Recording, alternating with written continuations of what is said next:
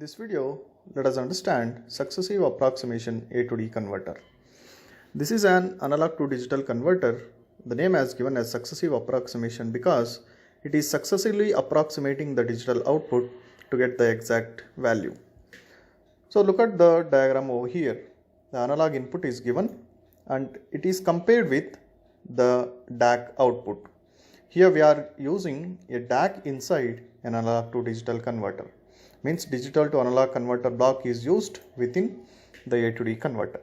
And here we will be having a control gate. This gate is making a decision or taking a decision on the value on the storage register. This storage register is going to freeze each and every bit starting with MSB up to LSB in 4 iterations. Or we say 4 clock cycles are required to freeze the digital output for this analog input what we are going to give. Here we can treat this analog input as Vin and output of this digital to analog converter is VDAC, and the value which we are having initially in this storage register is 1000. This 1000 is given to the DAC and VDAC is going to have 5 volts to compare with Vin initially.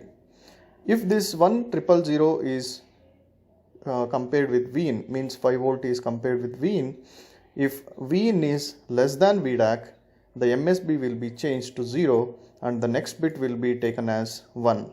Here you can observe the change.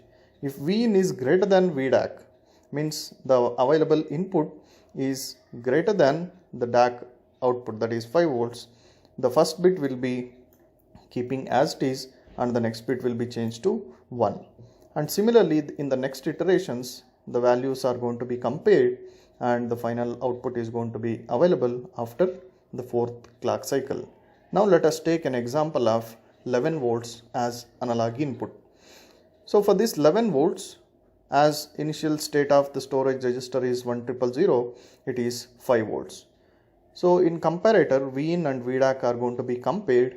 Since that 5 volt is less than Vin, so the next value will be, by keeping the MSB as it is, the next value 0 is changed to 1. And now we will be having 12 volt at the output of DAC. 1100 is 12 volts. This 12 volts will be compared with Vin. Now we say Vin is less than VDAC. So it will be changing that value to 0. 1 will be changed to 0 and the next bit is changed from 0 to 1. Now in this iteration this 1 is freezed. Now in the second iteration this 0 is freezed. Now we need to compare this 10 volts with 11 volts. Now VDAC is less than Vin. When VDAC is less than Vin, that next value will be changed to 1. So in this bit 1 is freezed and we need to look for the last LSB. Now we will be having 11 volts in VDAC and Vin also 11 volts. The comparator will not change anything. The final output will be available at the 4th clock cycle as 1011. This is 11 volts. This is how successive approximation ADC successively freezing the each and every bits so that we are going to get the final output after the 4th iteration. And here is the complete tree. You can observe how the 4-bit successive approximation ADC is going to convert a 0 volt up to 15 volts. It will take any of these paths to achieve from 0 volt to 15 volts.